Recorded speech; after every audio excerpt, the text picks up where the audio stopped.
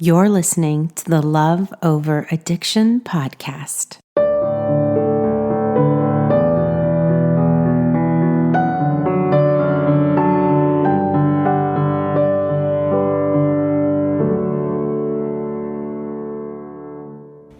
Hey, okay, so today I'm going to be reading you some things. I am really excited to read to you from this new book. And I know reading, something out of a text can be really boring, but I've practiced. So I am going to go slow, and I hope to make this really interesting because I'm going to read to you and then I'm going to give you some stories to make it interesting. So today, my helpful tip is going to be about boundaries. I know. Boundaries, Michelle. Why are you always talking about boundaries? I'm talking about boundaries, guys, because we need to master them. Like, we must master boundaries. We must become a 9 out of 10 with our boundaries. And that's why I kind of beat this to death. So there are there's more than two, but I'm going to only cover two because I want to keep it super simple, and anything more than two and you probably will forget, because I know I would forget. So we're going to talk about two different types of people, and I want you to try and identify which one you fall into today. There's the people that have non-existent boundaries, all right? Now I'm reading this. I did not come up with this myself. This is from Pia Melody, who I'm in love with. She wrote the book Facing Codependence, and this is a great book. So she talks about non-existent boundaries. This might be you, where you have like zero self-protection. So here it goes. People with non-existent boundaries have no sense of being abused or of being abusive. Some people may have trouble saying no or protecting themselves. They allow others to take advantage of them physically, sexually, emotionally, or intellectually without clear knowledge that they have the right to say, "Stop that. I don't want to be touched." Or, "I am not responsible for your feelings, thoughts, or behaviors." A codependent with no boundaries not only lacks protection, but has no ability to recognize another person's right to have boundaries with the codependent. Therefore, a codependent with non-existent boundaries moves through other people's boundaries, unaware that he or she is doing something inappropriate. Basically, what this means is that maybe you grew up in an abusive family, verbally, emotionally, physically, or you've just been in a relationship or a series of relationships with somebody who is verbally or financially or emotionally abusing you, and you're so used to being abused that the idea of exercising a boundary around the abuse is foreign. It's like a foreign concept to you. You're like, wait, what? I can say no? Or sometimes that's not okay. Doesn't everybody do that? I remember so clearly when I was married to a good man who struggles with addiction. I was with him for 10 years, and by like year number 5, I quickly adjusted to the new normal of abuse in my daily life. And it became so common that it was casual. It wasn't even a big deal anymore to be emotionally abused. And so when I finally decided to leave for the sake of my children, I almost became unbrainwashed. I don't know if that's a word, but I just made it up if it isn't. I started to, like the fog began to clear. I started to see clearly, oh, wait a second. Like, what I thought was normal was actually incredibly unhealthy. And most women, and all women that are in healthy marriages, but most women aren't suffering the way that I'm suffering. They don't get yelled at by their husband. They don't get left by their husband. Their husbands don't have affairs. Their husbands don't lie to them. Their husbands don't take money out of their bank account. They don't open credit cards in their names only and rack up debt. They don't miss days of work. They don't lie. They don't go around lying to people to cover up their addiction. That just became so second nature to me. It became my new normal. So I didn't have boundaries around that first marriage because I became conditioned, as therapists would say, to this new normal. And the funny thing is that I was I would have called myself a very strong woman when I met my first husband. In fact, I think that's actually why he wanted to marry me, to help, my strength would help him get his life together. I think that's what made him attracted to me in the first place. So it's funny how we start off as such strong, independent, helpful women, and slowly we get this disease conditions us to become weaker, and our values and our morals that we entered the relationship in start being so compromised over time that they're lost. We justify and we make excuses for why the values that we cherished going into this relationship no longer, are recognized. And we do this because we let go of our boundaries. We let go of being strong. We let go of our independence and our values and our morals because we are in love with the person that's suffering from addiction. And how can you possibly have those standards and boundaries in place and stay, married with somebody who's constantly challenging that? So you say to yourself, well, maybe those values aren't so important anymore. Maybe it's not so important. Like if if it was important for you to go to church every Sunday and your husband said, no, because he was hungover. Well, you start to say, well, maybe I didn't like that church so much anyways. Or let's say maybe you have a child who's in sports and your spouse doesn't show up for games, but when you were young, you always imagined you and your future partner going and cheering on your kids in all sports. But now they don't because they're hungover, they're partying or whatever.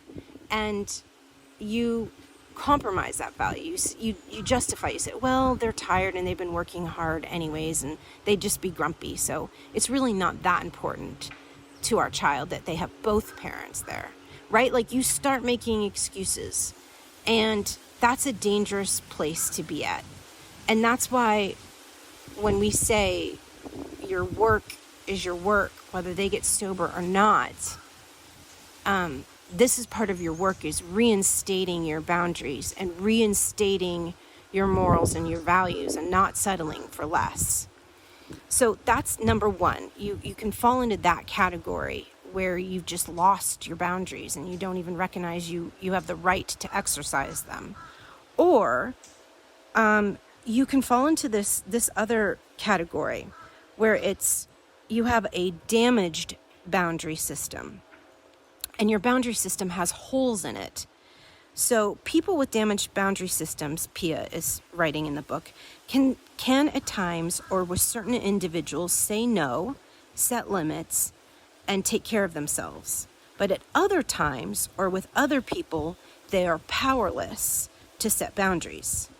And for such men and women, there is protection only part of the time. For example, a person may be able to set boundaries with everyone but authority figures, or his or her spouse, or his or her child.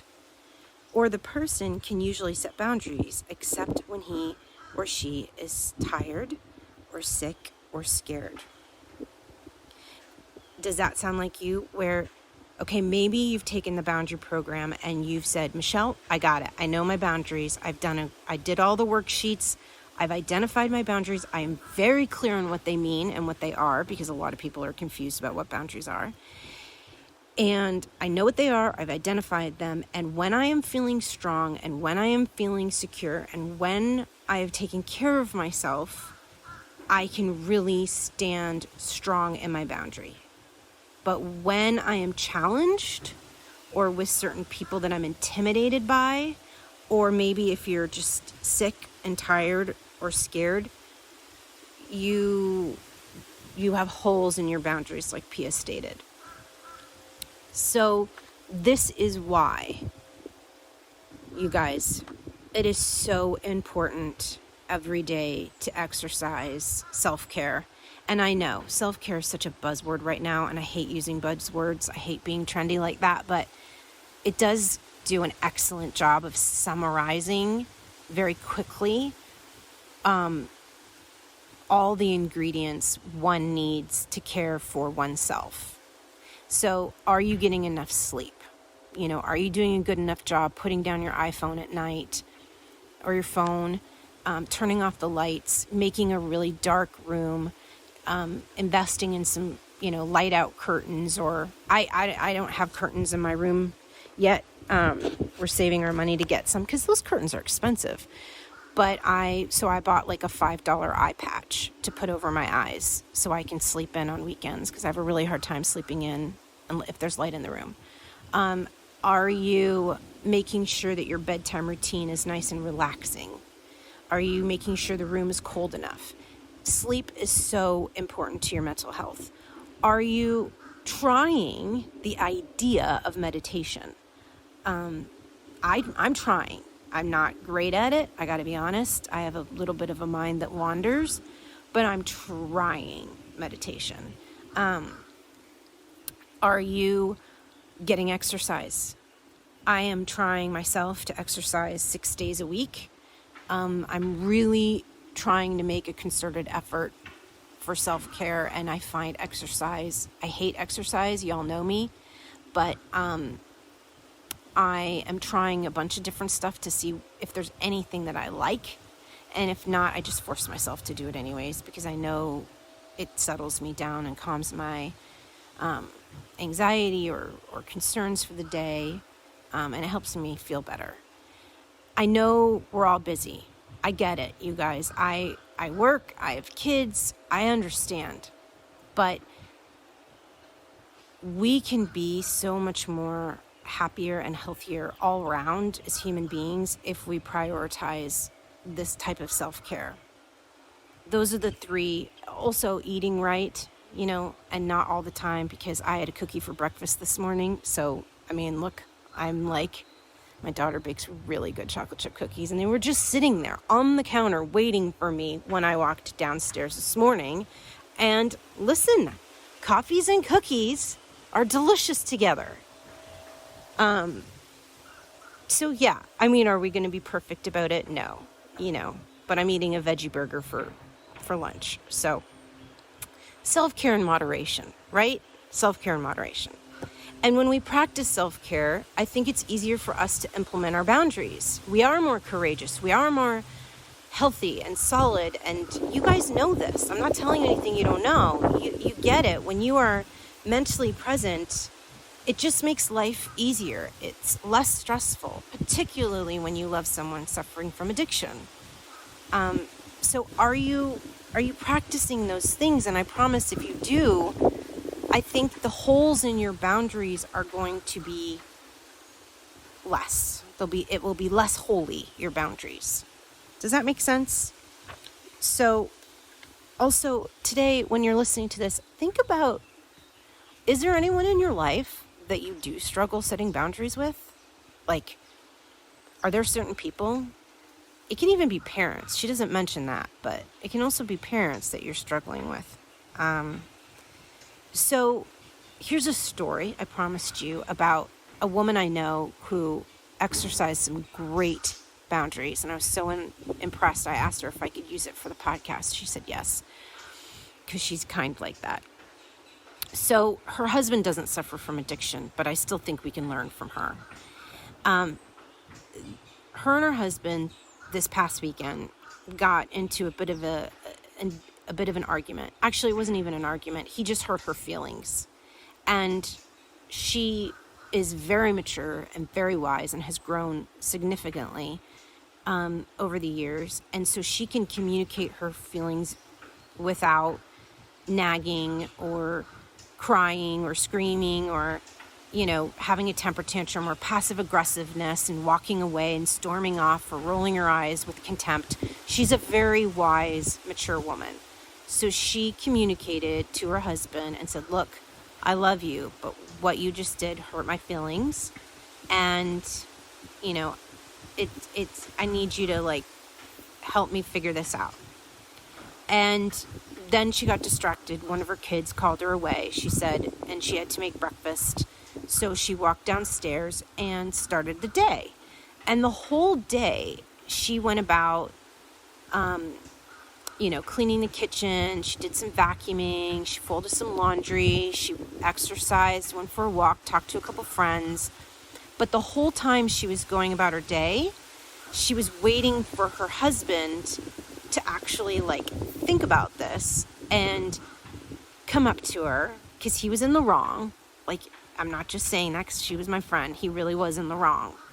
And she was waiting for him to approach her and say, hey, I've given this some thought. Why don't we talk about it? And he didn't. She was kind of watching him out of the corner of her eye. You know how you do that? You keep tabs on someone. He was watching some TV. He was cleaning out some vents in the house. He was doing all of his chores, weekend chores, but he wasn't approaching her. And she's like, okay, that's interesting. It's just taking longer for him to find some solutions. And she even said he was on the computer for a little while. She walked upstairs and he was sitting on the computer, and she's like, oh, maybe he's Googling what to do. Maybe he's really researching an answer. And later on she found out he wasn't. He wasn't looking at anything that had to do with this argument or this instance. So 4:00 rolls around and she's not getting upset, but she's like, I know he likes to play softball, baseball, and usually the kids all pile into the car and cheer him on, and they love going to his games and really clapping for him and giving him a thumbs up in the stands when he looks over. It's this really nice thing to do. And so he had a game at 4, and she's like, I wonder if he's expecting us to all go cheer him on again. So at 3:55, he walks into the room that she's at, and he stands at the doorway and he's like, look, I know you're upset with me, but I have this game. I have to leave in 5 minutes. Are you planning on coming? Now, she had been thinking about this because she's wise and she's calm and she's mature and she loves this man and she trusts this man. She had been thinking about, okay, instead of me saying yes or no, I'm going to go to this game or I'm not, thinking about how it would make him feel, she asked herself, how would it make me feel? Let me picture myself getting into this car and doing the big, encouraging cheerleader, type of mentality for him at this game. Would that feel okay to her? And then how would it feel if she said no and stayed at home? There is a long list of things she could actually do while he's playing his game to prepare for Monday, because this was yesterday on a Sunday. And she thought long and hard about it, and she said to him, I love you, and I promise I'm not saying this because I'm mad, But if I were to go in the car and cheer you on for the next 2 hours, I would feel really resentful, because the reason you're deciding to talk to me at 3:55 is because you want me to cheer you on. You want something from me. And normally I love supporting you, but I needed your support this today. And I waited for that, and I was really hoping that you would make our relationship a priority. And it hurt my feelings that you not only are neglecting, having a really great talk with me that could, help us move forward, but you're now expecting me and asking me to show up for you. And so, not out of anger and not out of spite, but out of self-respect for myself, I'm going to say no. Go have a good time. And, I'll be here at home. I'm going to skip this one out. And he looked at her and he got really quiet, and he thought long and hard, and he's a good man. And he thought long and hard about what she said. And he said, okay, I understand. I made a mistake. I'm so sorry. You're right. I should have talked to you. I was hiding. I was hiding out, and I was hiding away because I felt embarrassed, because I knew I was wrong. And I didn't want to face up and own up to my mistake. And I'm really sorry about that, because I'm a grown man and I should have had the courage to come talk to you about it. And I respect your opinion. And she said, okay, that's great. Thank you for explaining that to me. I completely understand, why it's difficult to talk. No one likes making mistakes or admitting they did. Go have a good game. So even with his apology, she's still kind of, with love in her heart and self-respect, said, I'm a solid no. I'm a solid no thank you on this. So he goes downstairs. He goes, okay, I respect that. He goes downstairs, and she hears the back door close. And she's like, gosh, I feel really good about that conversation. That went really well. We still haven't talked about it, but I feel so proud of myself that I was mature and that I clung on to my self-respect. There was no yelling, there was no resentfulness, there was no blaming. It felt really, really healthy, right? So all of a sudden, she's in the room and she hears footsteps coming back up the stairs. And she's like, that sounds like his footsteps. You know how you can recognize your household's footsteps? And she's like, that sounds like his footsteps. And all of a sudden, she's sitting at her desk, and he pulls up the chair and sits next to her. And she looks at him and she's like, what are you doing here? And he said, he starts crying, you guys. He starts getting tears in his eyes. And he's like, it's just not the same without you. I love playing because I love looking up and seeing you in the stands cheering me on. I don't want to play without you. And I feel like I should be here with my family, and the right thing to do is to talk this out with you. So I'm going to not go to the game, and I'm going to sit here, and I choose you. I choose to stay. I choose to be here with you. And she was floored and looked him right in the eye and said, oh my gosh, I'm so happy that you said that. And that makes me feel so important. Are you sure? Because I'm not mad.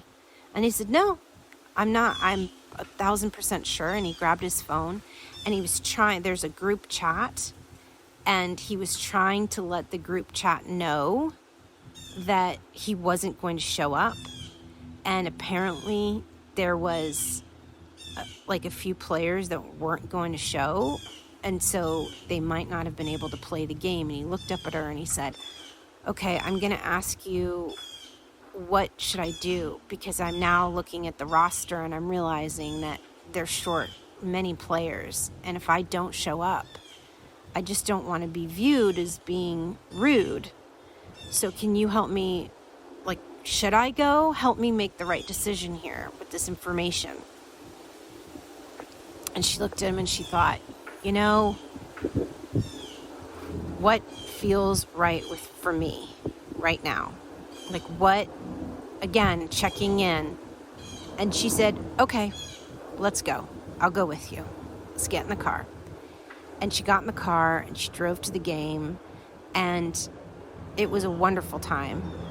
And it was a moment where she went, but it was based on, she knew what he was doing with the roster situation was not a manipulation, because she could tell. You know how you can tell when someone's really coming from an honest place? They're not trying to, sneak anything by you. Like they're saying something to you and it's raw.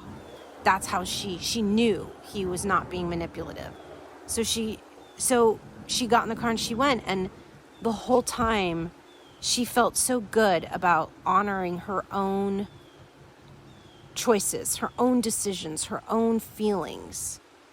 And that is what it means when you have healthy boundaries. It doesn't mean your boundaries can't change moment to moment. It doesn't mean in the span of 3 hours you can go from a no to a yes. You don't have to be solid no despite. You can change no to a yes, but it has to be because you feel like it's honoring your feelings. It has to be something that you're not making decisions based on how you think other people are going to react to your no or yeses. You're checking in with yourself and you're saying and you're imagining the future. You're projecting into the future and you're saying, okay, I'm going to imagine the situation. I'm going to think about how I'm going to feel. I'm going to make the decision that best honors my feelings. And you know yourself well enough to be able to do that. Because more than likely, you've been with the person that you love that's suffering from addiction for a while now. And more than likely, the decisions or mistakes that they're making are repetitive. You can look back on your history with this person and pretty much predict your future. Like, you have that ability. Because there are a lot of themes, common, consistent denominators that are going on in your past, that will continue to go on in your future, that will help you make great decisions and great calls of judgment, which is why I always say you must trust your gut. Your gut is right. It is true. It is your instinct. Listen to it. Do not let addiction, the voice of addiction, that nasty negative voice, sway you and manipulate you to go left or right. Your voice is the center. Stay in the center. Listen to your gut. And you will continue to make very wise, wonderful choices using the past to predict your future. And you will continue to make wonderful choices that honor boundaries. And you can change those boundaries moment to moment the more you practice this. You can be flexible, is what I'm trying to say. So I hope that story gave you some example, not only of somebody who in real time adjusted their boundaries and took and what it really looks to look like into what your self-boundary is, but also I hope it helped you recognize that, oh my gosh, you guys, I just totally lost my train of thought. Getting old. I just lost it. It was such a good train of thought too. And that's the problem with not writing down your podcasts and reading from a script. And there's a lawnmower too. So whatever. You got enough out of this podcast, some takeaways.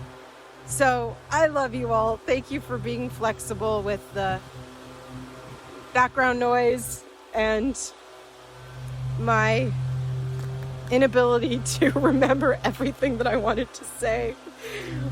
I love you. You've got this. And I wish I could end this without this lawnmower in the background, but I think he's here to stay. You got this. I got your back. I'm here with you. I'm cheering you on. Every week, it's okay if you stumble. It's okay if you fall. Like we went over a couple weeks ago, you just dust yourself back up, keep trying, and you're going to get better and better and happier. Even if you've had a rough week this last week or a bad weekend, because I know weekends are rough, next weekend you can be better. You can do better. I promise you. I am your greatest fan, and I love you. I'll talk to you later. This podcast is created for your support, encouragement, and entertainment with my personal thoughts and beliefs. We are bonded together by the fact that we love someone suffering from addiction. This is not intended as a substitute for therapy or advice from a professional.